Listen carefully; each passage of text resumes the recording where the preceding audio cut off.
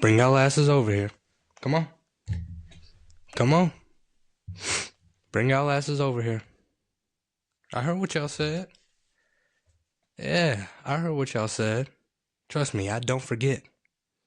You thought I was going to come out here and be humble? Oh, no. That's not how this is going to go down. I heard what y'all said. I heard what everybody said. From people in the comments, people in the DMs, people in person. I heard what y'all said. Oh, Alabama doesn't deserve to go to the college football playoff. Oh, they only had -3 rushing yards against Georgia. Oh, they got blown out in the SEC championship. Bell.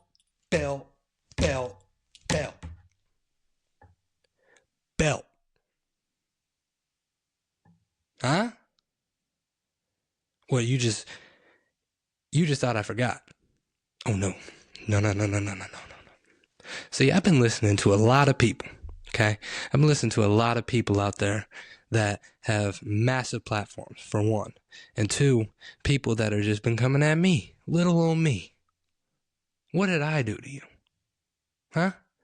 I just told you that we deserve to be in the college football playoff, but nobody wanted to listen to me.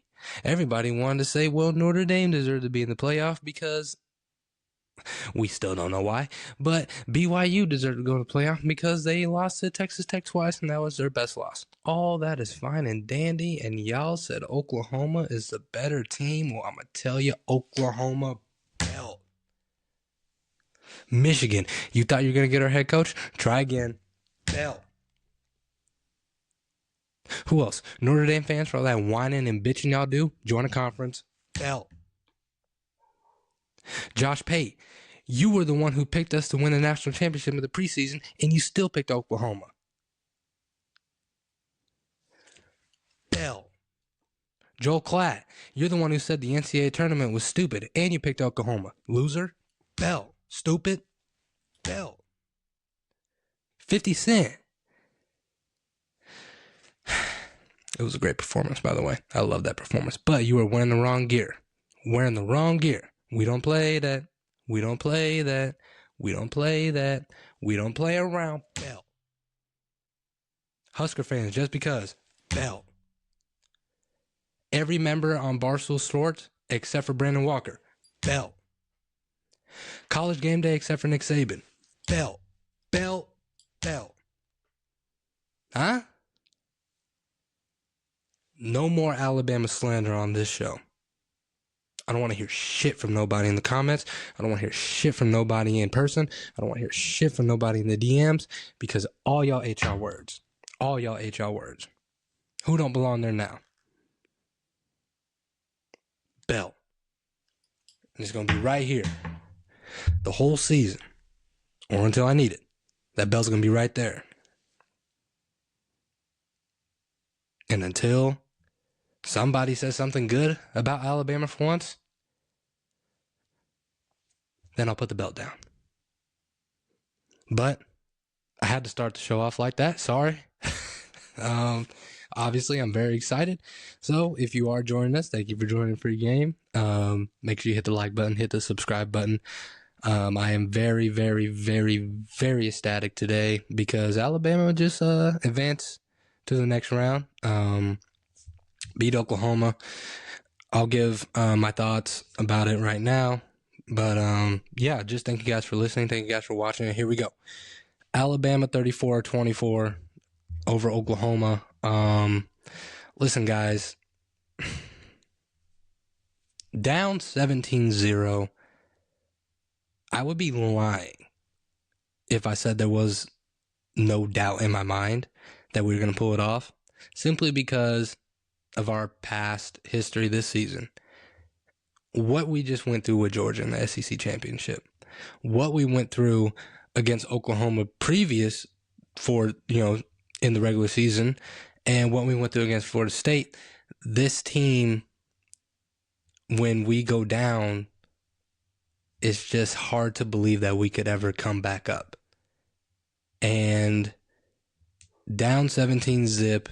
We finally get a score from Lodzier Brooks. We call him Lottie, by the way. Lottie Brooks, true freshman, got a couple of tuds and some amazing catches this game. And the block punt, which, guys, defense was going to go to Oklahoma. If we were just going to match it up, defense was going to go to Oklahoma, okay? Offense was probably going to go to Alabama because, I mean, both offenses were struggling in the later half of the season, but Alabama just, I feel like they had the better offensive showing, I might add, going into this game. Special teams, by far, was Oklahoma going into this game. They have one of the best punters in the SEC and the best kicker in college football. And we blocked the punt. He dropped the punt, which was weird. It looked like he was betting. I ain't gonna lie. It looked so fishy. It looked like he could have got it off. But yeah, if you would have looked at this game and you would have looked at all the stats, Oklahoma was, obviously more in, passing and rushing, but it's just like Oklahoma dominated the first quarter. And then all of a sudden it just went bizarre. It went bizarre. The pick six, by the way, was the ultimate momentum switcher in the whole game. I mean, I tell you, I was freaking out so bad I scared my little baby, okay? And I think I am 3-0 this season when I'm holding my son and he's sleeping. So, yeah, if we have all late games, I'll make sure that Kyson will be in my hands while we're watching the game. He's my good luck charm now, so I am superstitious. But that pick six was so huge. It was crazy how that happened. A lot of people are saying Mateer just his mechanics were off, and they were, but you got to give credit to Kate Womack, the defensive coordinator for Alabama. Like, he was in his bag, and he had to come in with two different game plans, right? He had to come in with a game plan to where if Alabama offense is struggling like it usually has, we have a game plan for that. But if Alabama's defense or offense is, good to semi-good, then we could be aggressive a little bit. And you've seen the switch from the first half to the second half in the defense to where it was a lot of, zone coverage, don't get beat deep, and, just send 3, 4 maybe. And then the second half was a completely different showing on the defense. A lot of stunts, a lot of misdirection, and a lot more aggressive. And we got to Mateer, I think, 5 times, 3 or 5 times. Amazing showing by Womack. I think that he was in his bag, and he deserves a lot of the credit for this win because that defense played tremendously. Okay. And the second half, it was lights out. It was lights out. Tied the game at 17 going into, half. We get the ball. And, we didn't score. I think we punted, but it was all Alabama the whole second half. And Ty Simpson, once Ty catches on to what the defense is doing, there's nothing he can't do. I'm telling you right now, there's nothing he can't do. And I think he showed the world that if he's hot, okay, and he's comfortable and he's got a line to protect him, it's going to be scary out there. And mind you, Ty's numbers don't look, the sexiest. I think he had 232 yards, 2 touchdowns, 18 for 29, no turnovers. But the thing is about that game, it's a loud 232 yards, a loud one. He was placing them deep balls into places where only the receivers can get. Even, I'll tell you this, it could have been worse because there were a lot of drops on Alabama's side and a lot of crucial drops on Oklahoma's side. Crucial drops. Obviously, Ryan Williams. Listen, guys, I think we're just going to call it and just say we'll just be looking forward to Ryan being average to below average. I think that's what you got to do with him. If he gets comfortable with catching the ball with his hands instead of his body, I think he tried to catch it with his shoulder pads and he missed it. He could have just caught it with his hands. But he's going through something. He's going through a slump that I've never seen. He's only 19, so I'm not going to harp on it too much. I think he's 18 or 19. He's young. He's young, okay? And we're winning without him. So a lot of guys stepped up today. Like to see Cuevas back. We needed him. And you've seen it. You know, he had a couple of big-time first downs. Just his presence, you know, him as a blocker as well. Dylan Riley with a big, like, what, a 40-plus yard run. Something that Alabama, hey, guess what, guys? We still can't run the ball, but we're still winning football games. So I'm tired of hearing, well, in order for Alabama to win, they have to find a running game. When have we? When have we found a running game? We didn't have a running game against Georgia. We didn't have a running game against Missouri. We didn't have a running game against Tennessee. We didn't have a running game against Vanderbilt. And now we don't have a running game in the college football playoff away in Norman, I might add, and we won by 10. The narrative's got, guys, we can't run the ball, okay? I told you that in the beginning of the season. Nothing's changed. And we're not going to run the ball good. Now, we'll still use the running game to, you know, as much as we can. But if you're expecting us to go 150 plus in rushing, you're SOL. It's not going to happen. So I hate that narrative. I hate, you know, in order for us to be successful, we have to run the ball. That's not true. We've won all of our games without running the ball. We're not a running team. We're going to air it out. We're going to establish the run game. So, you know, we will run the ball, you know, but our weapons are in the air. That's it. That's all we got. And that's how we won the game, with Ty, being comfortable, slicing and dicing, and really good offensive line play. Those guys gave Ty Simpson a bunch of time, right? And I think on the other side, I mean, Mateer had statistically, he had a okay game. I think, you know, 26 for 41 for 307, 2 touchdowns, but a big interception that really changed the momentum of the game and took the energy out of Norman. That place was so loud. Now, obviously, I wasn't there. I was watching on TV, but, I mean, you could hear it through the speakers. That place was bumping. And some of those decisions weren't Mateer's fault. Like, he had, like, for instance, there was a play where he could have ran for a first down and more. Like, there was a lot of green grass, but he decided to throw it. And it was a perfect ball. A little bit off balance, but it was a perfect ball. The guy just missed it. He dropped the ball. A lot of receivers that game dropped the ball on both sides. But I think, I don't know. I think post-injury, when Mateer, you know, had something with his hand, he has been different.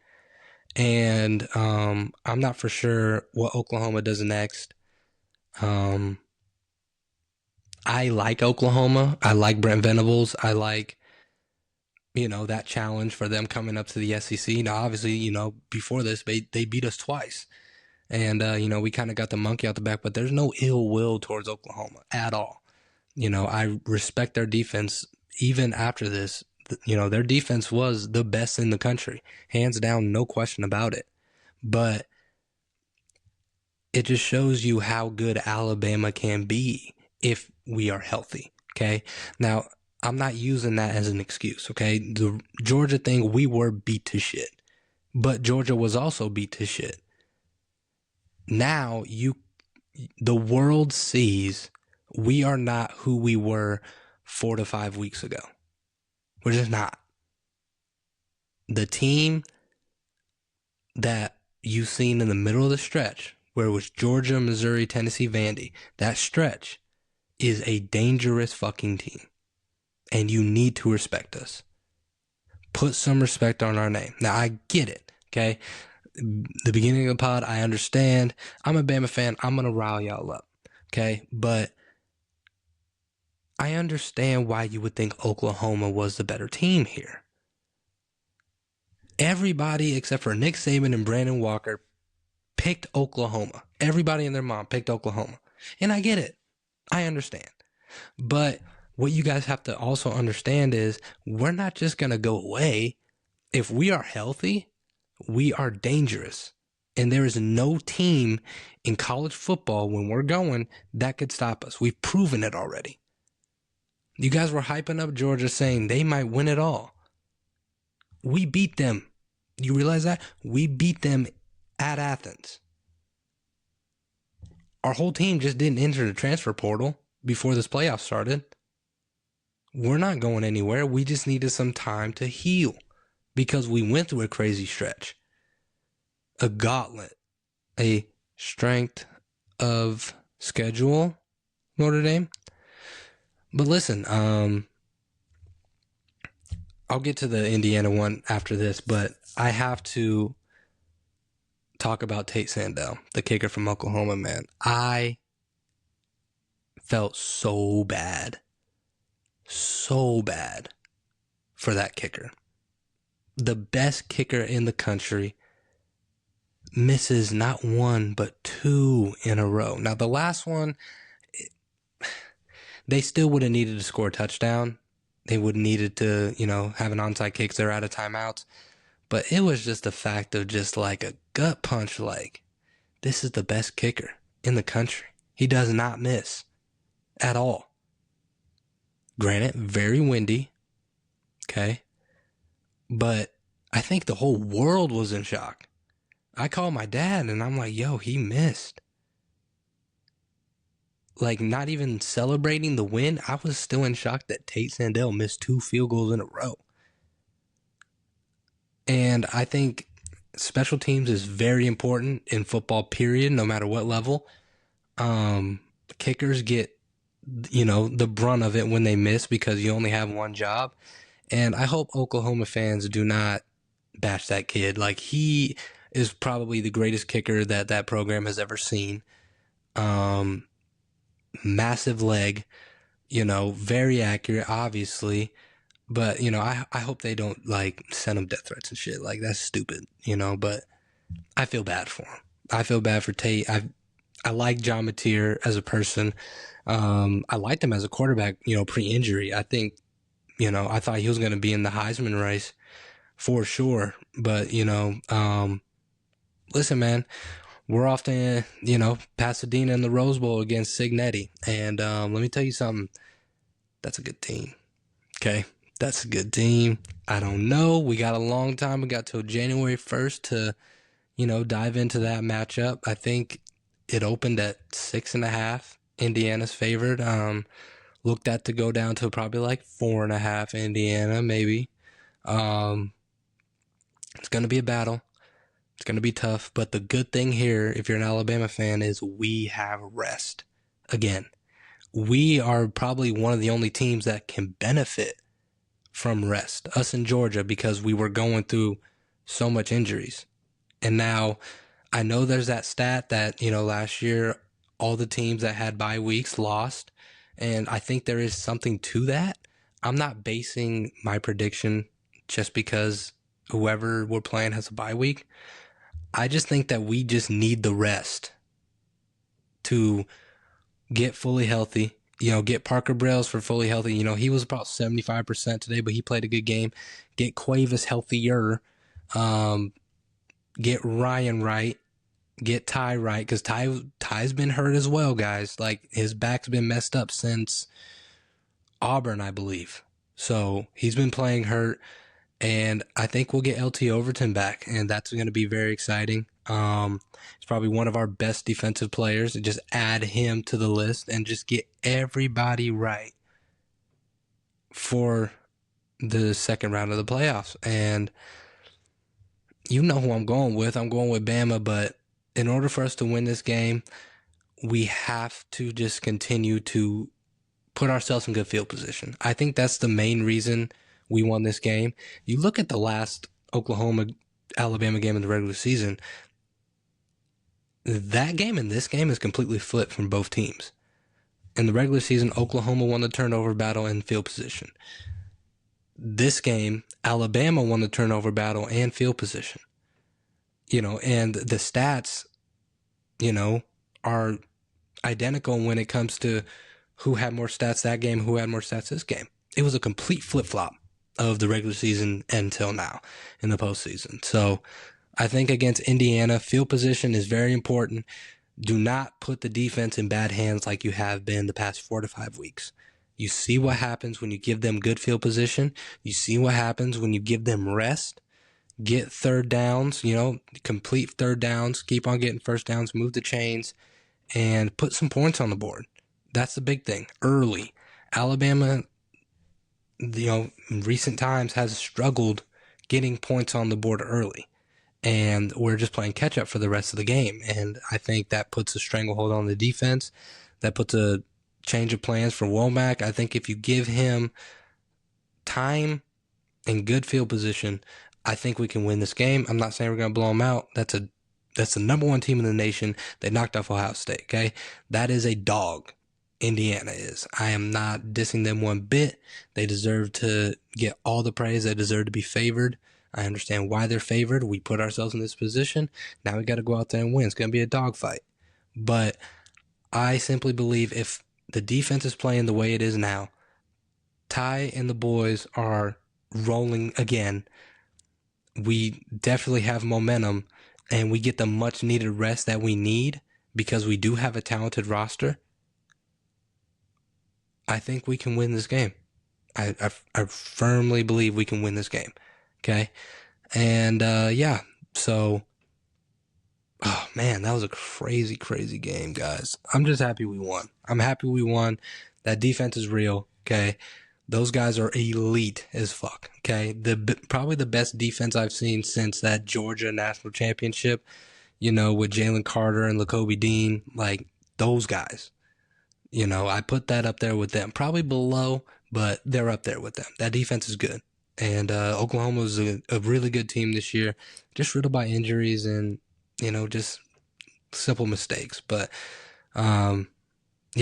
also, A&M falls to Miami. Guys, what a crazy, crazy game. Marcel Reed and Carson Beck, both of them played shitty. Okay? Both just not good reads. I understand the win was, crazy there as well. But I was listening to the game because I was obviously working. And man, just mistakes. And Miami's defense is really good. They go up and play Ohio State. I don't think Miami offensively can match up with Ohio State's defense. Now, Ohio State's defense is on another level as well. You got that boy Caleb Downs down there. He used to be with Bama, now he's with Ohio State. So good luck to Carson. The defense won this game, obviously. The crucial turnover by Marcel Reed at the end of the game, post potential targeting. I wasn't able to see it because I was listening, and I was obviously listening to A&M, because it's a home crowd. But I still haven't seen it, but I'm guessing it's not a factor. Just a bad throw. Crucial throw. That sucks, A&M. I had this thought about Texas A&M. When you're battle tested in the regular season, right? I feel like you have a better shot at going all the way in the postseason. Simply because you're not walking through the regular season into the playoff. I feel like, you go through a gauntlet like a Georgia, like a Oklahoma, Ole Miss even. Tough opponents on their schedule. I feel like Texas A&M hasn't had that really. And it was to their detriment that, they lose a 10-3 game, with the ball in your hand. And this was a quarterback in Marcel Reed who went down 31-3 against South Carolina, rallied back, and went scorched earth. I think, 28 unanswered points? I'm not saying Marcel Reed's a bad quarterback, okay? I like him a lot. And the same thing with Carson, too. Even when he was with Georgia, I was, very fond of Carson's ability when he is on. But it seemed like these quarterbacks hit a wall at the wrong time. Mateer, Beck, Reed. We're not going to even talk about Chambliss or, Dante Moore because they play cupcakes, right? But Ty Simpson was the one that was struggling for so long. And then in 3 quarters, the last 3 quarters, it was just like a switch. Just clicked off. And I don't think anybody would have said, hey, guys, out of all these 4 quarterbacks, Ty Simpson will be the one that would have the better performance out of all of them. I don't think anybody would have said that. I would have said it because I got confidence in Ty because I've watched and I've listened to every game this season and I know what he can do when he has time and when he's healthy. Now, he has grown a lot. He had some plays where, I wish he would throw the ball away, but he had some big scrambles as well. Big time plays, 4th and 2. Not only do we get the first down, we get the score, ball placement, everything, just smart decisions. And I think a lot of that has Cuevas back as well, his safety blanket, tight end. And, out of all the quarterbacks, I don't think Ty would have been talked about at all. I think everybody would have had him at the bottom when it comes to, performances. And yeah, 230 plus yards isn't sexy, but it's a loud 230. I'm telling you, it was a loud 230.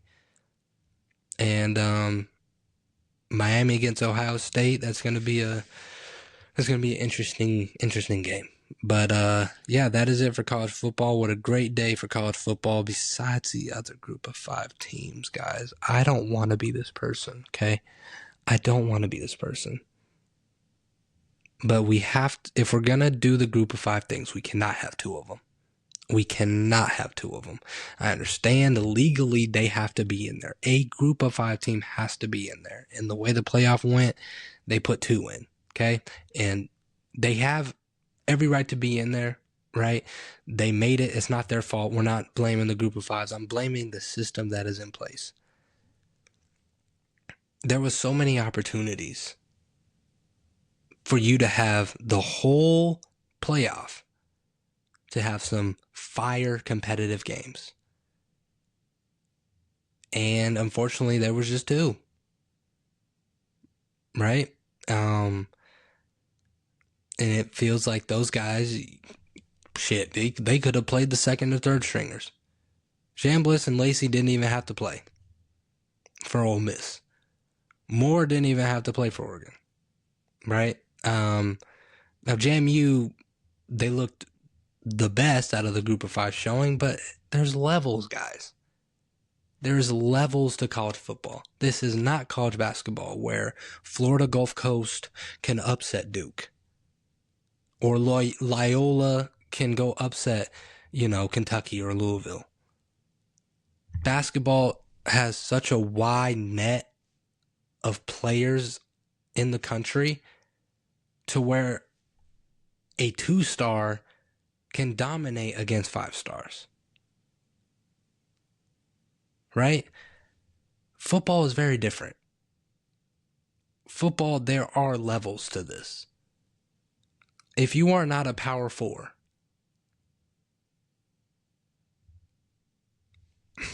you probably don't deserve to go to the power 4. If you are at Tulane right now, if you are at JMU right now, and now granted, probably after this, they will probably hit the portal and go to, better programs. But that's 1 to 2 players going to an already loaded 4 to 5 star littered roster, all-American littered roster, playing against tough opponents in their respective conferences, unless you're Notre Dame. But you get what I'm saying here, okay? There has to be a rule or something to where we can say, hey, guys, I understand you want to be here. Just one group of 5 teams going to go. I'm sorry. It'll be, if we're going to do the 12 best teams, this is not the 12 best teams. I'm cool with the 11 best teams in one group of 5. I'm cool with that. I'm okay with that. You know? But it's just, it was just a tough listen. I was listening to the game and I was rooting for Tulane. I'm like, make it competitive. Please make it competitive. And it wasn't. I think Ole Miss, the first drive of the game, they got the ball, 3 plays, score. Quick. And it was just ass whooping after ass whooping. So I don't know what they're going to do with that. I don't know what the committee's going to do with that. But, yeah, we'll see what happens with that. But while the Alabama game got over on Friday night, okay, talking to my dad, talking to my brother, putting the kids to bed, and I was getting ready to turn on Netflix and watch this Anthony Joshua Jake Paul fight. Didn't check the card, didn't check the time. I had no boxing, and I said, it's probably around like the 3rd round right now, 4th round. And I turn on Netflix and I turn the TV and I'm sitting, I'm waiting, and Anthony Joshua's celebrating. He's got a chain on. I said, what the fuck just happened? What did I miss? And then they show a shot of Jake, fucked up, bloody. Obviously, I'm like, oh my God, I need to see the replay. And boy, God, good God, did I see that replay. Faint jab, straight down the pipe, and it was over. What a shot. What a shot. And kudos to Jake. Jake's a tough motherfucker, dog. I'm telling you. The way he reacted, just had his mouth over, like, oh, shit. Like, that hurt. And, eventually he stayed down smart. But this kind of, after the fight was over and I seen the highlight, I turned it off and went to bed. It didn't bother me none. I didn't go on Facebook or Twitter and trash Jake. Because this is what was supposed to happen. I told you guys earlier, what is supposed to happen is Anthony Joshua starches him. That's what's supposed to happen. And it did. Yeah, what else do you want me to say? Do you want me to, bash Jake and say that he's not a real boxer for going and fighting a person that is 30 plus pounds heavier than him? I'm not going to do that on here. I respect him for taking the sport serious. I respect him for not ducking. Something that a lot of professional boxers do, by the way. He takes fights. He doesn't back down from shit. And he's tough. He honors his contracts. Whatever you want to say that's in him, that's your prerogative. I'm not talking about the Mike Tyson one. But he calls out Canelo. He calls out Anthony Joshua. He calls out Tank. I'm not going to fault him. And he's making probably the most money and the most hype and noise around the sport of boxing better than anybody else in the sport. You want to know why? Because there are no more boxers. There are no more superstars.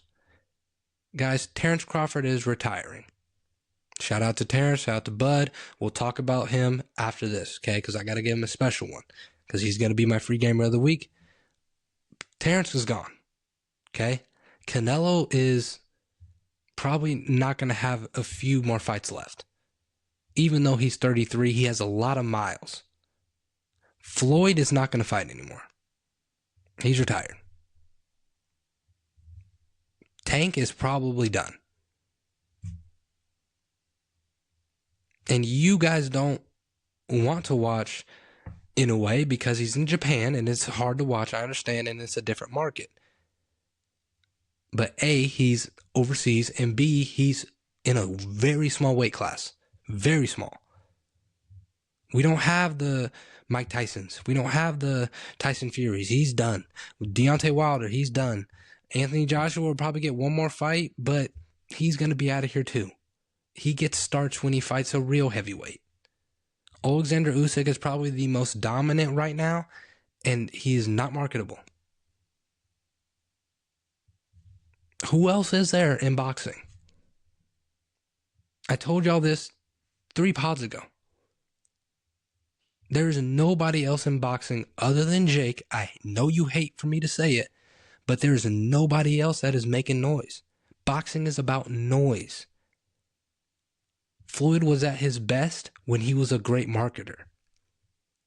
Mike Tyson was at his best when he put asses in seats, knocking dudes out. Muhammad Ali was at his best when he was a showman. Sugar Ray Leonard, Roy Jones Jr., Oscar the Golden Boy De La Hoya. These guys had more than just skill. There is nobody else in boxing right now that I can think of that has that it factor for me. Probably the best fight we'll have boxing-wise is Shakur Stevenson and Teofimo Lopez. I am very excited for that fight. But guess what I'm not hearing about? That fight. You want to know why? Because Teo is off and on, and Shakur is still up and coming. Like, this will be his first real challenge. But these guys aren't marketable. They don't have to. Who cares? No one cares anymore. I hope I'm wrong. I hope I'm wrong here about it, but I just feel that the Crawford-Canelo fight will probably be the last super duper fight that we ever see for a long time. Because these boxers need time to build. And it's going to take a while.